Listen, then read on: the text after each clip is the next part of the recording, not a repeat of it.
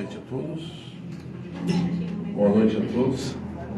Sejam bem-vindos ao Núcleo Espírita Plano Maior, nesta quarta-feira, 10 de julho de 2024, 8h05, e nós vamos começando o nosso Evangelho e Orações de hoje. Hoje nosso palestrante será o Luiz Armando, que fará uma linda palestra para nós. E nós vamos então iniciar fazendo a nossa prece de abertura para nos prepararmos para o nosso tratamento de hoje. Vamos então elevar o nosso pensamento a Jesus, o nosso Divino Mestre, e pedir a Ele que nos abençoe, que nos proteja, que nos traga a sua paz, seu equilíbrio, sua harmonia. E que possamos todos nós estarmos preparados para receber todos esses fluidos que já foram preparados nesta casa desde as primeiras horas da manhã, pelas correntes médicas do Dr. Bezerra, do Dr. Roberto Seabra, Corrente Azul, e todas as demais correntes que em nome de Jesus conosco trabalham. Que possamos, Mestre Jesus, nesta noite, estarmos preparados, concentrados e ligados para receber o máximo que nos será transmitido na sala de cromoterapia. E que os nossos pensamentos fiquem aqui dentro desta casa. Tudo aquilo que nos chamar a atenção para fora da casa, nós vamos, nestes momentos, nos desligar. Vamos nos ligar a tudo aquilo que nós realmente precisamos. Nós vamos, Mestre Jesus, contar contigo nesta noite para obter o tratamento, a nossa cura e tudo mais que viemos aqui buscar. E que Deus Pai nos abençoe e nos ilumine agora e sempre. Que assim seja. Graças a Deus. Muito obrigado. Então, boa noite a todos, Nós, graças a Deus, estamos de volta aqui renovados. A gente passou por um período aí de quase 10 dias entre hospital e casa, hospital e casa, mas superamos. No mês passado, nós viemos aqui e falamos uma coisa que nos intrigava naquela ocasião, que era o episódio envolvendo lá os nossos irmãos do Rio Grande do Sul. Foi realmente, e continua sendo uma situação, realmente deve ser muito difícil, aqueles que perderam tudo, casa, bens, alguns perderam vidas também, E na tentativa de entender um pouco, talvez, aquilo que justificaria isso, nós acabamos sendo intuídos a procurar o André Luiz, lá no livro Mensageiros, uma parte que certamente não fez parte também do enredo do filme que foi construído, que não foi tão bem feito quanto o Nosso Lar, Eles fizeram algumas adaptadas lá, por exemplo, o Lar da Dona Isabel do Isidoro, virou um centro espírita. Eles acabaram passando para o público leigo, que serve que o público leigo se interessa por isso, foi assistir, Porque quem vai assistir geralmente é espírita para falar mal, Os especialistas nisso, não criticar. Então, na realidade, nós encontramos ali, nos capítulos que explicam e descrevem a vinda do André Luiz, do Aniceto e do Vicente aqui para a superfície, onde eles iriam, no primeiro momento, à casa da Dona Isabel do Isidoro, que era o falecido, para participar de um evangelho no lar. E a descrição é espantosa, porque o André Luiz, que certamente ele não estava familiarizado com isso, porque fora a visita que ele tinha feito para encontrar a sua esposa e filhos, foi descrita no filme, foi descrita no livro, O Nosso Lar, ele não tinha dado um rolê por aqui ainda. Quando ele se tornou cidadão do Nosso Lar, aconselharam-no a fazer parte de uma equipe lá do Ministério da Comunicação. Ele acabou se aproximando do Aniceto, com quem veio aqui para desenvolver as atividades que desenvolveriam, que são explicadas todas nesse livro, Os Mensageiros. E o dado interessante ali, revelador na minha opinião, diz respeito a uma decisão, porque o Alfredo, que é o cara que hospeda eles numa madrugada perto da caminho da crosta, junto com a dona Ismália, que era sua esposa, e que estavam alocados nessa região do mundo espiritual, que o mundo espiritual não é coisa muito compreensível ainda para nós, né, apesar de todas as informações que aí estão.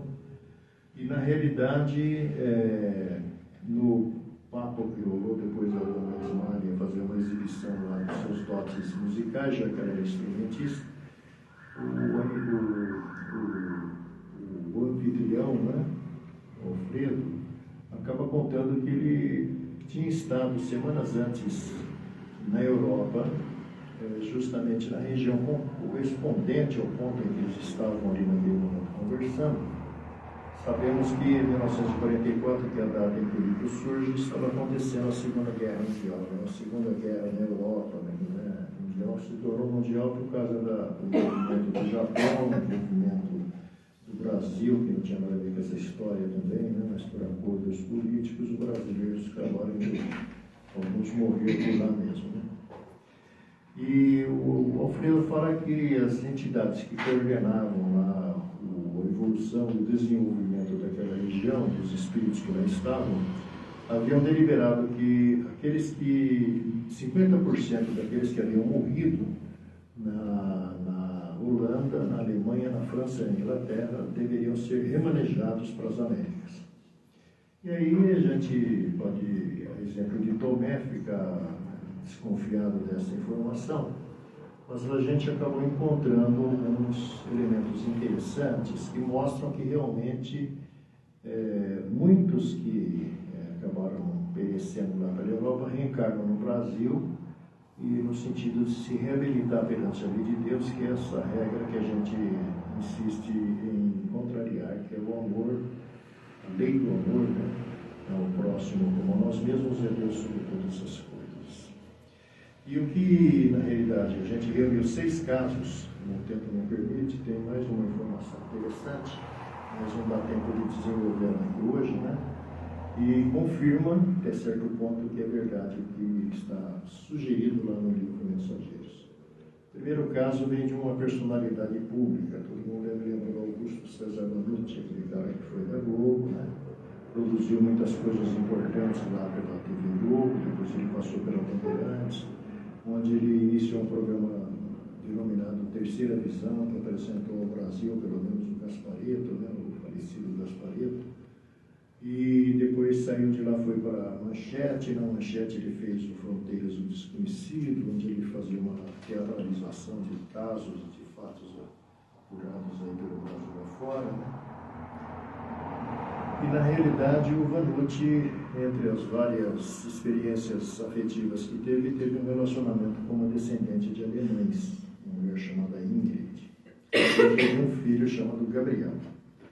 E ele, na sua biografia, que ele começou a escrever, depois ele teve uma terceira, não teve condição de concluir. Quem concluiu foi uma secretária, e o livro intitula-se De Ave César a Ave Cristo. Muito interessante o livro, né? Ele conta muitas coisas que aconteciam nas regiões onde ele ia construir aqueles shows do Roberto Carlos e de outros personagens que fizeram as pessoas, inclusive aquele programa de uma sexta-feira lá de 82, intitulado Um Homem Chamado Amor, falando do Chico, que era amigo pessoal dele, né? Porque afinal de contas ele era espírita lá da cidade de Uberlândia, que era um triângulo mineiro perto de Uberaba. E aí ele conta que uma bela sexta-feira ele recebe a visita do Gabriel, que nessa altura já tem 18 anos, e o rapaz tinha vindo visitar o pai lá na Barra da Tijuca, onde o pai morava, né? Para contar a ele que o sonho de infância dele estava se realizando, porque o Gabriel tinha, pela primeira vez, ele estava fazendo um curso de pilotagem para avião comercial, e na realidade, pela primeira vez, ele tinha segurado um avião naquele dia, e veio compartilhar com o pai a sua alegria. Aí o pai aproveitou e contou para ele que na véspera do seu nascimento, a dona Ingrid, a esposa dele, né, a mãe do Gabriel, tinha tido um sonho, no qual ela via um piloto, provavelmente um avião da Primeira Guerra, e que, na realidade, era muito orgulhoso da sua condição de piloto lá da Força Aérea Alemã. E na realidade, o Vanucci conta isso para o rapaz disse que era muito interessante, mas pelo menos numa coisa ela tinha acertado, que ele gostava muito de aviação mesmo. O papo rolou, falaram lá sobre Deus, sobre Jesus, sobre a lei de causa e efeito, sobre a vida depois da morte, né? Até que chegou um ponto mais à frente que o Gabriel e a namorada que estava com ele foram embora, porque eles iam passar o fim de semana numa cidade chamada Friburgo, lá no Rio, cidade tipo Campos de Jordão, assim. E, na realidade, na madrugada que se seguiu, toca o telefone, uma voz desconhecida, dizendo ser de uma funerária lá de Friburgo, queria saber se o Vanucci autorizaria ele cuidar do féretro lá do enterro do rapaz. Evidentemente, um pai receber uma notícia dessa na madrugada não é brincadeira. Muito abalado, ele acaba comunicando a mãe do rapaz, a Ingrid, embarca nele, ela, a atual esposa do Vanucci, para Friburgo, né, e foi encontrar o rapaz justamente lá no necrotério da cidade. Ele disse que, confessa no livro, que teve vontade de sair gritando de desespero, né, porque o pai realmente, que ama seu filho, não se conforma muito rapidamente. Aí o que aconteceu foi que as explicações disseram que o Gabriel, junto com a namorada, se hospedaram numa pousada lá, e lá no Rio é muito comum, não sei se ainda é, mas naquela época era, né, a utilização de aquecedor a gás. E, na realidade, o Gabriel acho que pensou que assim, ligou o aquecedor para aquecer, que a temperatura era mais baixa lá na madrugada, e ao invés de ligar, ele, na verdade, só abriu o gás. E o gás foi vazando, a tendência do gás é subir, quando esfria, o gás desce, e matou os dois asfixiados. Tragédia da humanidade, né? Mas, na madrugada que se seguiu ao enterro, toca o telefone. Na época ele estava muito em evidência. O Edson Queiroz, um médium lá de Recife, fez muitas operações espirituais sob a influência do Dr. Fritz, estava ligando, era 2 horas da manhã, para dizer que antes da reunião mediúnica que aconteceu lá em Recife, na fundação que eles tinham constituído, o Dr. Fritz aparece com um rapaz muito bonito. O Edson disse que tinha a impressão que conhecia ele de algum lugar, não lembrava de onde. Aí o Dr. Fritz falou se ele sabia quem que era aquele moço. Aí o tal do Edson falou que não sabia não. Aí o Dr. Fritz falou, esse aqui é o filho do Vanucci. Nós, eu e ele, fomos amigos durante a Primeira Guerra Mundial. Ele era um piloto da Força Aérea Alemã, foi muitas vezes condecorado porque ele pilotava os aviões e projetava bombas de gás sobre populações indefesas. E veio acertar as contas nessa existência que terminou agora da forma como ele matou muita gente que acabou morrendo também, tendo a sua vida interrompida. Segundo caso, vem de Santa Isabel, aqui perto de Arujá, em 1952, nasce os 2 primeiros filhos de uma senhora chamada Maria José, uma Condes, que vai ter mais 4 depois desses. Nasceram 2 porque eram gêmeos. Era uma menina e um menino. O menino ganhou o nome de Homero e a menina chamou Maria Célia. O problema é que a Maria Célia vinha com justamente problema de paralisia cerebral. Enquanto o Homero era normal, tornou-se médico, trabalhava em Santos, quando o livro Feliz Regresso apresentou essa mensagem. E, na realidade, o que acontece é que a Dona Maria José, abdicou da sua própria vida. Embora tenha tido outros filhos, ela realmente foi aquela mãe para a pequena Maria Célia, que se tornou grande, desencarna aos 24 anos de idade. Meses depois, desencarna uma segunda filha, Maria Helena, que estudava na UMEC, lá em Mogi das Cruzes, né? E viajava de carro todos os dias de Mogi a Santa Isabel, que é relativamente perto. Numa dessas, um acidente de trânsito acabou determinando a morte da Maria Helena, para desespero da Dona Maria José. Porém, no meio do caminho, Dona Maria José já tinha se aproximado aqui do Lar do Amor Cristão. E, na realidade, por conta do Lar do Amor Cristão ter uma relação de proximidade com o Chico, ela sempre ia com o grupo lá, fazer aqueles eventos lá de distribuição, não sei mais o que era.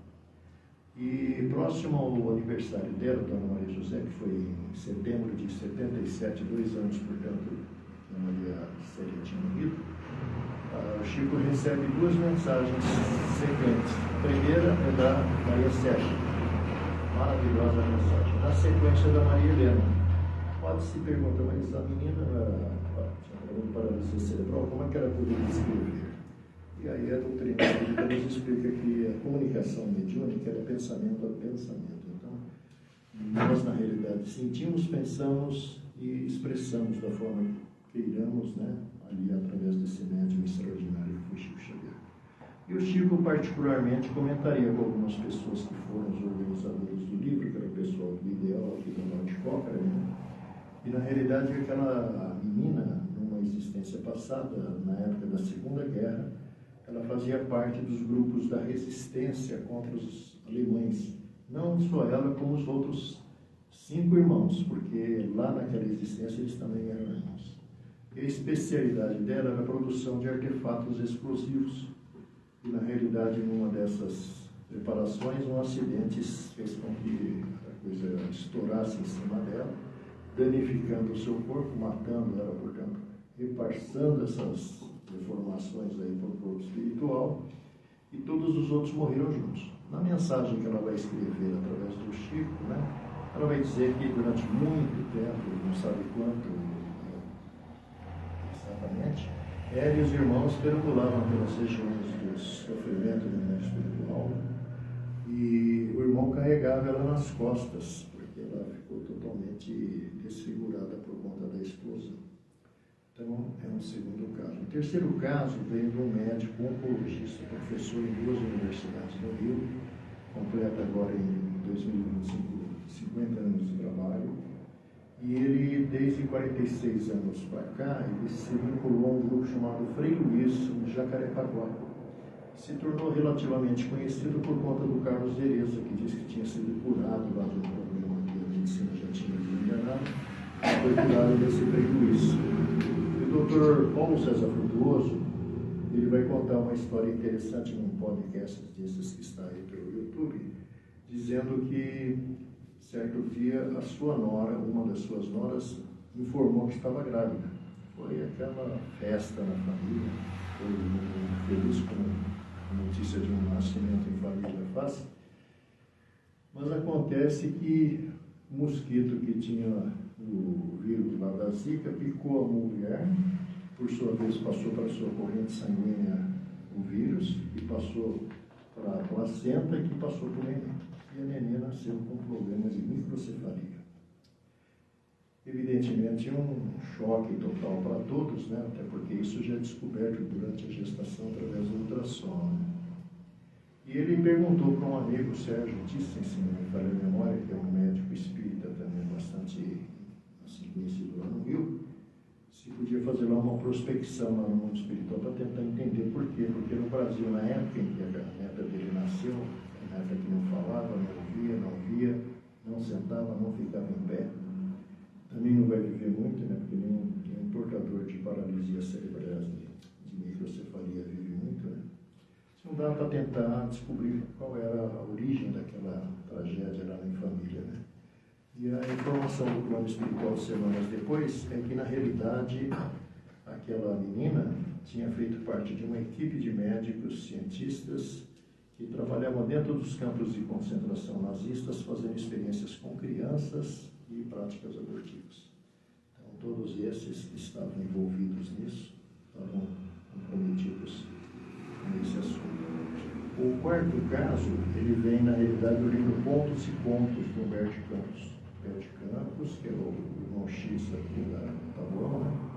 Na verdade, ele tem mais de 17 livros escritos através do Chico, contém muitas informações interessantes. E uma delas justamente diz respeito a uma aula que ele assistir no plano espiritual com outros espíritos desencarnados sobre a lei de ação e reação. E projetava-se na parede uma película, um pequeno filme, documentário, mostrando a ação de soldados nazistas em Varsóvia, em Viena, em Berlim, invadindo as áreas de circunscrição, lá de confinamento dos judeus, e agindo de uma forma violenta no sentido de surrupiar anéis, braceletes, broches, colares, porque parece que o judeu na época investia muito em joias autênticas. Então eles agiam com muita violência, decepavam dedos, decepavam mãos, decepavam muitas vezes pernas, porque as pessoas tentavam defender os outros. Então essa foi a primeira imagem. Na sequência, o Humberto diz que mostrava-se todos aqueles caras ali confinados numa determinada região do mundo espiritual de muito sofrimento, porque o que faz com que os planos subplanos e subplanos dos planos espirituais se formem, como o Vale dos Suicidas, como as regiões, como as descritas pelo Luiz Sérgio no livro Consciência, que diz respeito aos dependentes químicos, na realidade é a onda mental que cada um emana. Se você emite uma onda mental em determinada direção, com um determinado conteúdo, evidentemente você atrai outras entidades com a mesma característica, por causa dos suicidas, lá do Camilo Castelo Branco, do livro Memórias de um Suicida, né? Entre outras coisas. Então, na realidade, Humberto disse que viu aquela cena dos caras sofrendo para chuchurão no mundo espiritual, refletindo nas próprias estruturas perispirituais as imagens dos infortúnios que eles causaram a todos aqueles que eles infelicitaram com a sua violência, as mãos atrofiadas, tudo mais. E a única alternativa para eles era trazê-los de volta. Então, a partir de 1955, começam a renascer na Terra algumas centenas de personagens que traziam seus bracinhos pequenininhos, as suas perninhas atrofiadas, às vezes problemas de ordem mental, né? E, na realidade, refletia justamente aquilo lá, e tudo por causa de uma substância que tinha sido colocada num contraceptivo, num anticoncepcional que estava sendo experimentado, chamado talidomida. A talidomida, na realidade, para essa função, ela não serve, mas em Barretos, alguns anos atrás, um evento que a gente participava lá, tinha um cadeirante que estava sendo assistido pelo Hospital do Amor, que não tinha nem esse nome na época, né, que é o Hospital do Câncer de Barretos. E ele falou que lá a talidomida para os portadores de câncer estava fazendo efeitos positivos. E a ciência descobriu que para a hanseníase também a talidomida tem uma função interessante. Então, o último caso, que o tempo já era, ele vem justamente de um episódio que todo mundo deve lembrar. Estou reclamando de nada. Né? Mas a Mânia falou isso. Então, na realidade, o último caso vem justamente de Santa Maria, porque, na realidade, morreram 242 jovens asfixiados.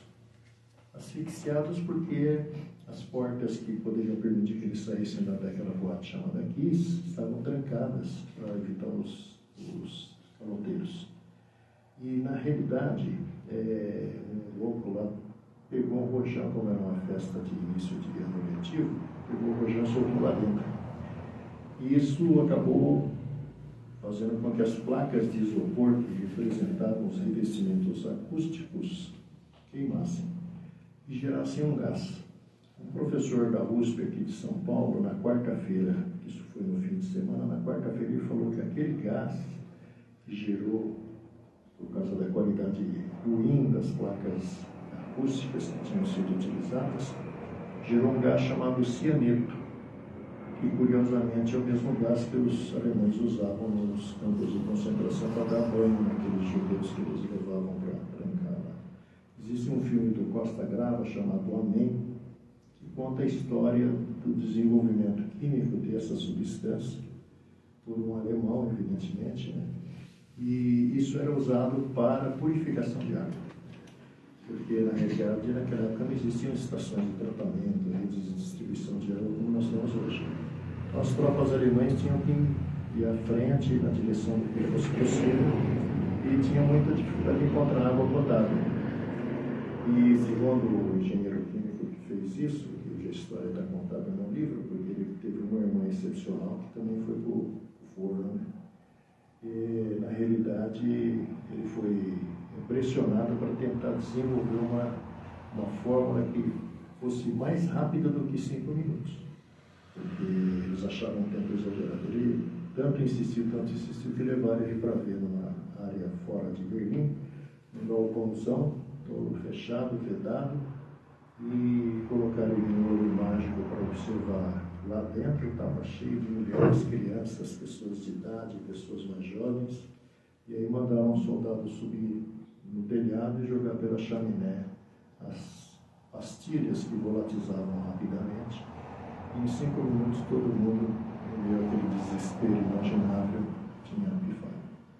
Então a gente vê que, na realidade, o que o André Luiz fala provavelmente tem a sua lógica dentro de fatos como esse. Existem muitos outros casos de esquizofrenia. E existe hoje, né, uma informação que o Sérgio Felipe, aqui da Aclimação, que é um médico, e um grande especialista na área do autismo, da TDAH, e também da esquizofrenia, que é um médico lá do Rio chamado Caio Abujati. Se vocês puderem, vejam qualquer programa, qualquer palestra que tenha dele lá, que ele é o maior especialista em autismo hoje. E, na realidade, existe desde, acho que, dos anos 70, dentro da biologia, uma corrente chamada epigenética. E a epigenética, na verdade, ela é a evolução da biologia, que tinha fixado tudo dentro de um padrão único, como se houvesse uma camisa de força na construção de corpos físicos aqui na nossa dimensão, né? Tudo era baseado em genes, e depois o projeto que no ano de 2012 foi definitivamente concluído, né, mostrou que realmente todos nós temos uma construção original igual. Acontece que descobriu-se que o Lamarck é um cara contemporâneo, cardíaco contemporâneo do Darwin. O Lamarck foi desacreditado, porque a ciência colocou na cabeça que era desse jeito que se construiu o corpo humano. Mas as pesquisas mais recentes, existe um livro chamado Biologia da Crença, de um biólogo molecular americano chamado Bruce Lipton, mostra que, na realidade, tudo aquilo que se pensava não era exatamente daquele jeito. Por exemplo, a célula, ela tem um núcleo e tem uma camada externa. E descobriu-se que o cérebro da célula não está no núcleo, mas está nessa camada externa. E o mais extraordinário é que o nosso amigo Lamarck dizia que o meio ambiente, a alimentação, uma série de coisas que ele não sabia como, mas ele sabia que era desse jeito pelas pesquisas que fez. Na realidade, tudo isso interfere nas estruturas. Então, eles dão o exemplo de 2 pessoas gêmeas. A matriz é a mesma, a composição celular é a mesma, mas uma tem uma característica e a outra tem uma outra característica. Então, a ciência está caminhando na direção de concluir que, por exemplo, o número absurdo de autistas que está aparecendo, o autismo é de 1940, descoberta. Nos anos 60, existia um autista para cada 20 mil pessoas. Há uns anos atrás era 1 para cada 100, e agora já está 1 para cada 88. Para ver como nasce o autista. E, na realidade, o Dr. Sérgio Felipe, esse Caio Abujati, eles apresentam nas suas palestras a informação de que, por exemplo, né, o estado emocional do europeu por conta da Primeira e Segunda Guerra Mundial gerou assim um sentimento de muita dor, muito ódio, muito rancor. E isso, como a epigenética fala, passa de geração para geração. Você pode até não instruir seu filho para ter aquele tipo de sentimento ou comportamento, mas geneticamente ele já carrega dentro de si, como o fumante acaba determinando que seu filho venha fumar, assim como o canceroso muitas vezes vai trazer o seu filho também com predisposição para isso. E eles afirmam, né, por conta de trabalhos de desobsessão, que o Dr. Caio Abujade fala, não pode deixar de oferecer ao autista e sua família, porque o tratamento tem que ser com a família também, o tratamento de desobsessão. E o que o Dr. Sérgio Felipe e o Caio Abujade têm visto nos trabalhos que eles participam lá no Rio, pelo menos o Caio Abujade, né? É que grande parte dos esquizofrênicos e autistas que estão são caras que vieram da Europa pós-guerra. Então, parece começar a fazer sentido, porque é muita gente envolvida com isso, né? Ação é a palavra final de Emmanuel. Ante o bem a fazer, não digas impossível. No amparo aos semelhantes, não fales, nada sou.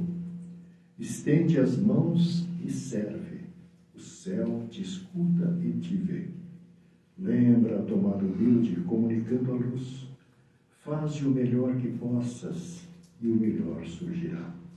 Deus é auxílio em ti, age e funcionarás. Que Ele nos abençoe.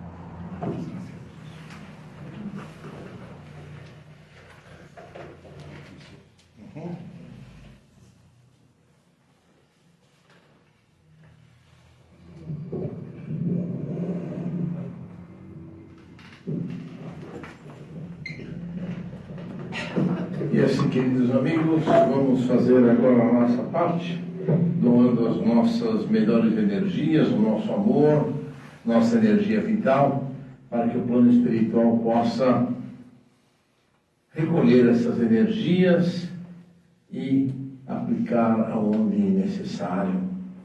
Inicialmente nós vamos vibrar então pela paz mundial, que os dirigentes das nações possam encontrar através do diálogo a paz para todo o nosso planeta.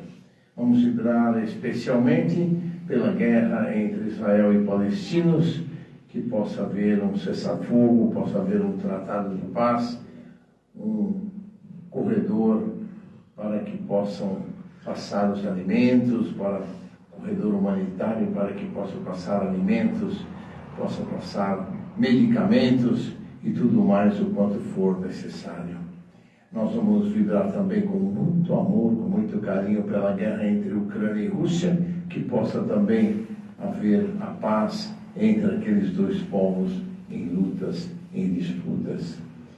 E vamos vibrar também por todos o nosso querido Brasil, que os nossos dirigentes, os nossos governantes possam encontrar através das negociações o equilíbrio de forças necessário para que o país possa se desenvolver, crescer, evoluir.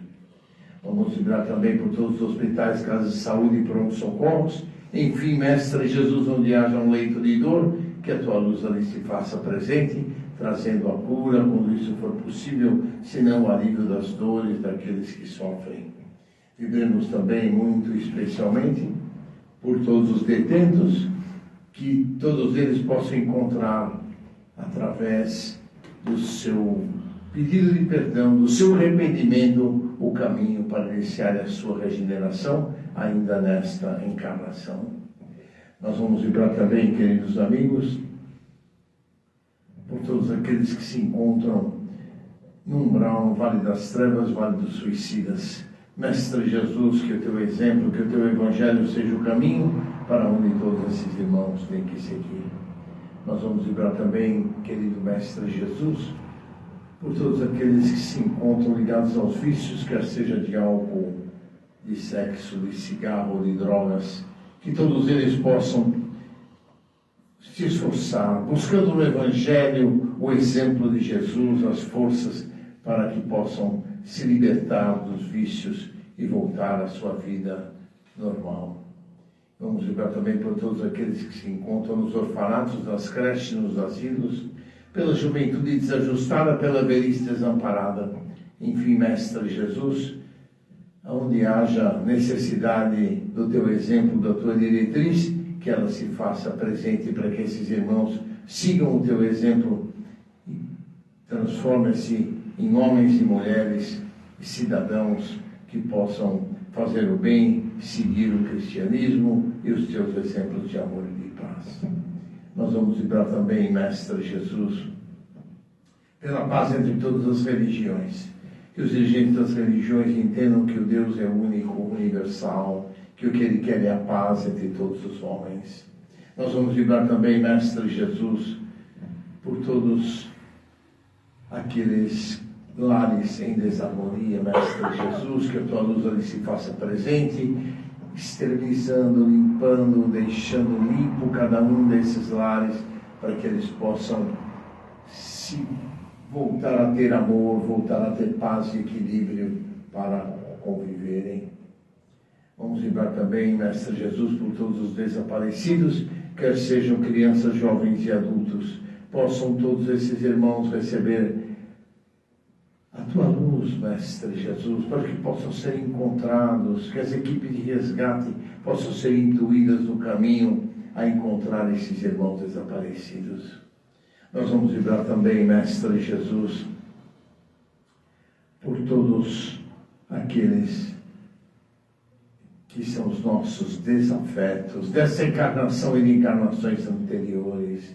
Mestre Jesus, que porque os nossos guias espirituais possam levar o nosso pedido de perdão a esses nossos desafetos, possam levar a nossa palavra de arrependimento dos males que praticamos, que possamos seguir um novo caminho rumo à Tua seara bendita de amor e de trabalho.